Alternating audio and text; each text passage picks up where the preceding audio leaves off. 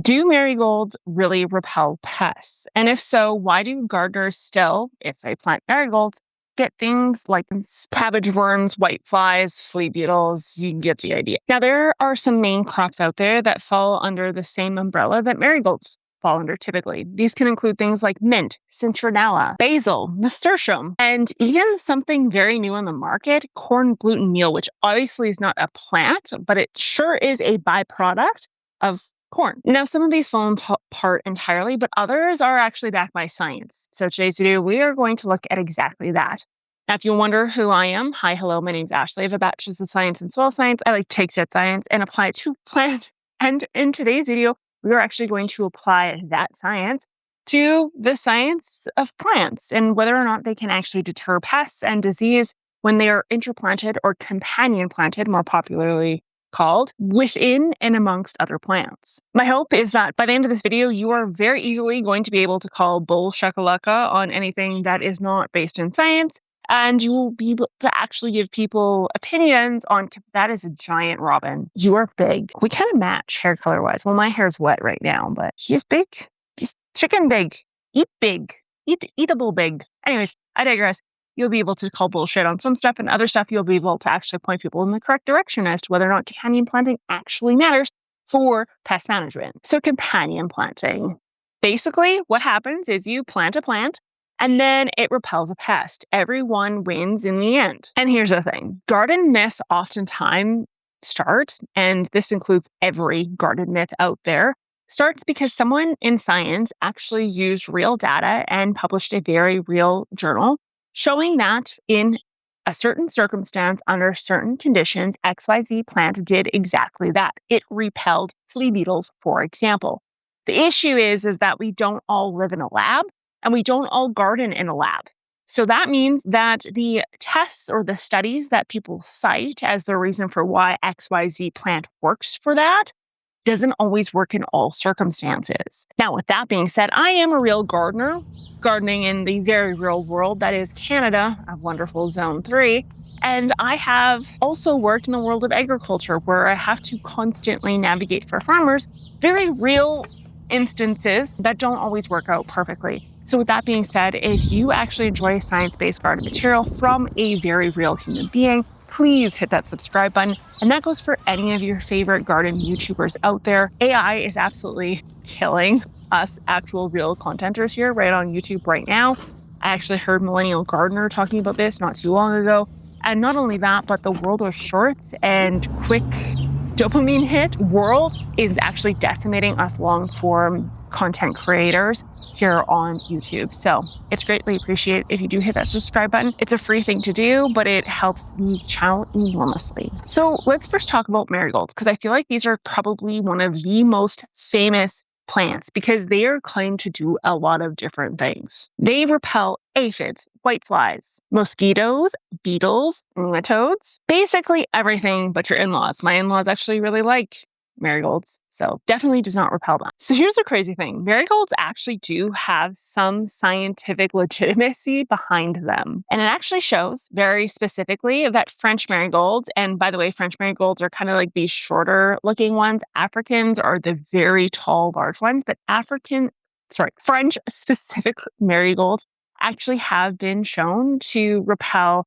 nematodes. And this is specific root knot nematode species. And that is because marigold roots actually produce a compound called thiophenes, and thiophenes is apparently root knot nematodes absolutely despise it. So that is how they do exactly that. Now, here's the catch when it comes to these bad boys actually being used to repel those harmful nematodes. Every single study that has ever been looked at in regards to using French marigolds for that exact purpose have very specific conditions. Number one, the entire bed is marigolds. Quite literally, it is intercropped within an inch of its life, everything except for, say, a tomato every 2 or 3 feet. The other thing here is that it took months for them to actually repel the nematodes, meaning the marigolds would have to be in place prior to your crop you actually want to grow is. And once these are in place for several months,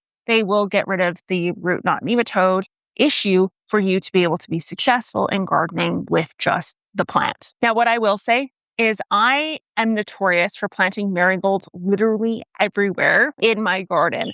They are found in my baskets, in my decorative pots, in between my tomatoes, in between my broccoli, with my onions, you name it. And the reason for that actually has nothing to do with the root knot nematode. It has everything to do with the color of the flower and the compactness of the plant.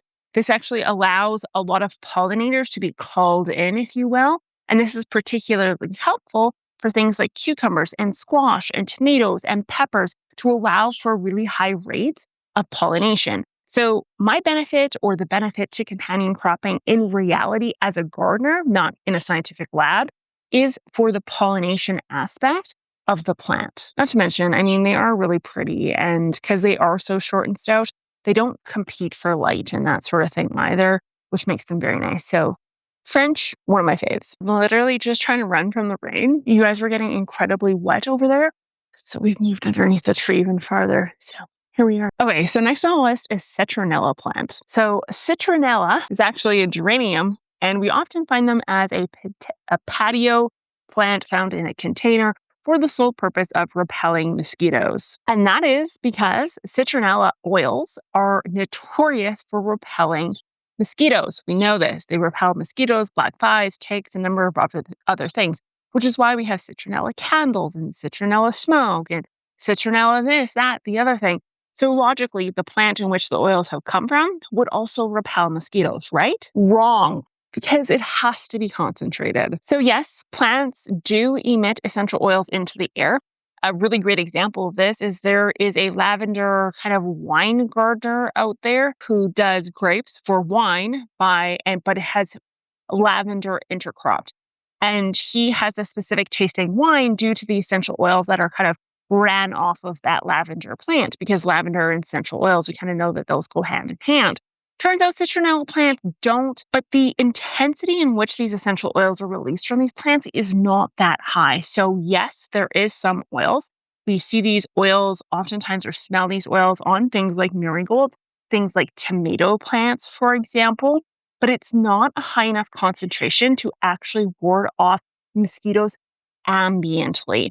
Tomatoes have a glandular trichome on them for the sole purpose of being able to ward off pests when they actually rub up against the plant. But when we're talking about things like a citronella plant, just ambiently on a deck, it's not enough to actually ward off those mosquitoes. So unfortunately, this one also is fake. Next up is interplanting basil with tomatoes. So I am an absolute basil nut. As you can tell, I've got purple basil and I've got green basil in the exact same tray.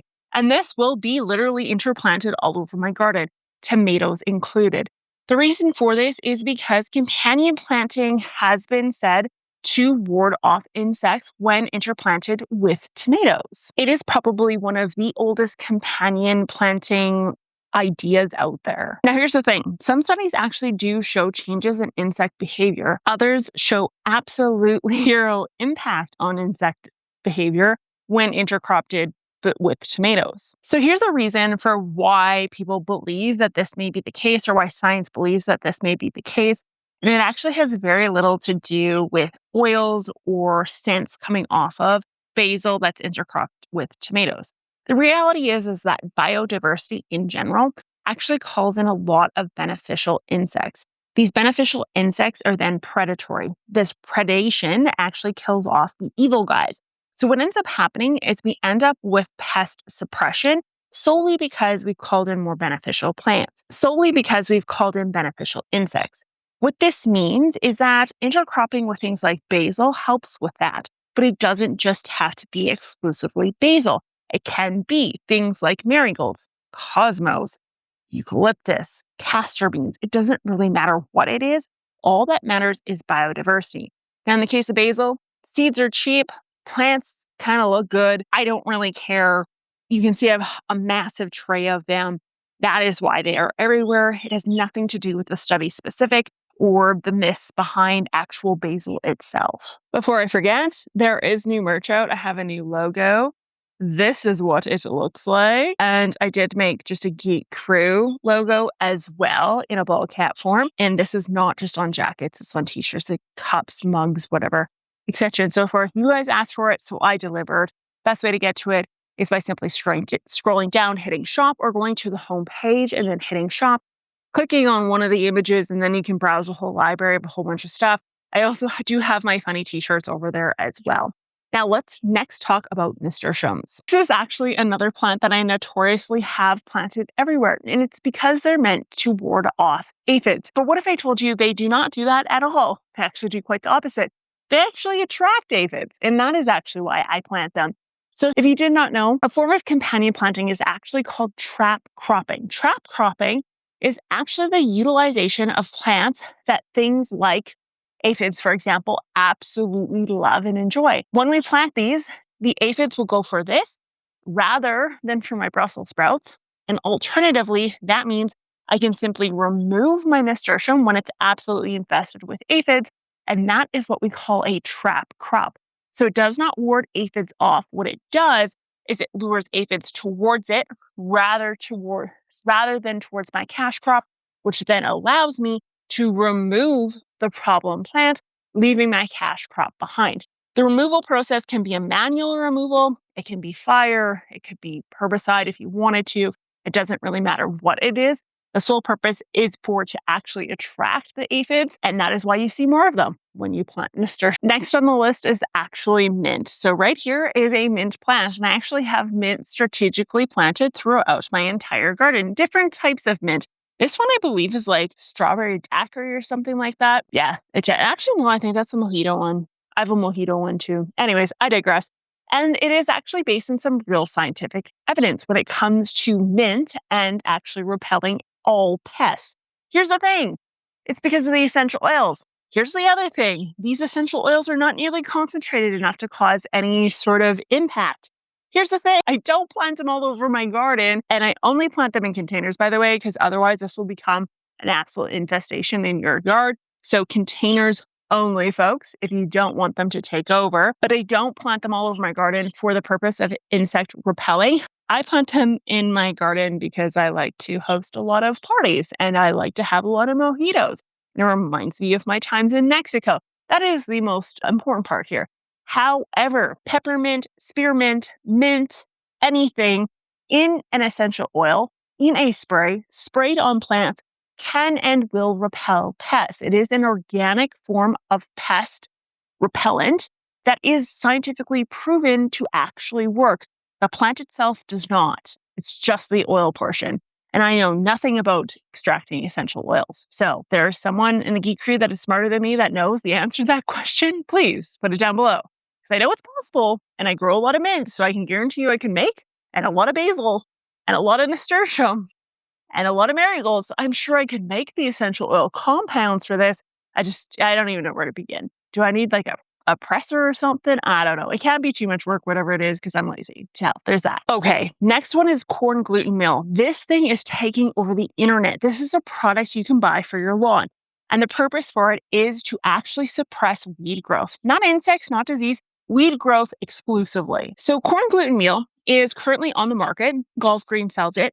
And it is being marketed as a great pre-emergent weed suppressor. What this means is that it interferes with the root prior to germination or complete establishment. Sounds absolutely fantastic, right? Well, not so fast. A lot of studies found the results of this highly variable, and I actually purchased this stuff to give it a shot. Some studies did show suppression and weed development. Others showed little to absolute zero benefit. Here's the three things that turned out mattered the most when comparing study to study in a peer review: timing, moisture, and the actual application rate. The other issue here is that corn gluten meal actually has an enormous amount of nitrogen. What this means is that the nitrogen can and will cause a massive spike in bioavailable nitrogen. And this causes a very happy, healthy lawn. We know nitrogen just does this. So I tried it. I haven't seen much results-wise. What I will say is that if you are seeing results, it may be because of this kind of introduction or boost of nitrogen on top of your regular fertilizer, and maybe not so much of the corn gluten meal kind of suppression portion of the equation. The majority of the studies I looked at actually did determine that it needs to be built up over time, meaning it won't work in the first year, but there is some information to suggest that over time, that application will eventually yield some really great results. So what this means is that if you choose to do corn gluten meal for the purpose of weed suppression, don't expect it in the first year, 2 or 3. But if you continually use it, it's a great garden scientist thing to do to see if it actually does work eventually. So what actually works? Why is companion planting truly recommended? Well, the reality is that biodiversity helps. Biodiversity calls in beneficial insects, which then in turn take out the bad guys through predation. It also calls in pollinators, which in turn results in higher yields of peppers and tomatoes, etc., and so forth. The other issue here is with biodiversity, we have less monocropping. Less monocropping means less kind of buffets specific to a creature. So if you have an entire patch of celery and you have an aphid issue, you're going to have a major aphid issue because you literally laid out their favorite food for them.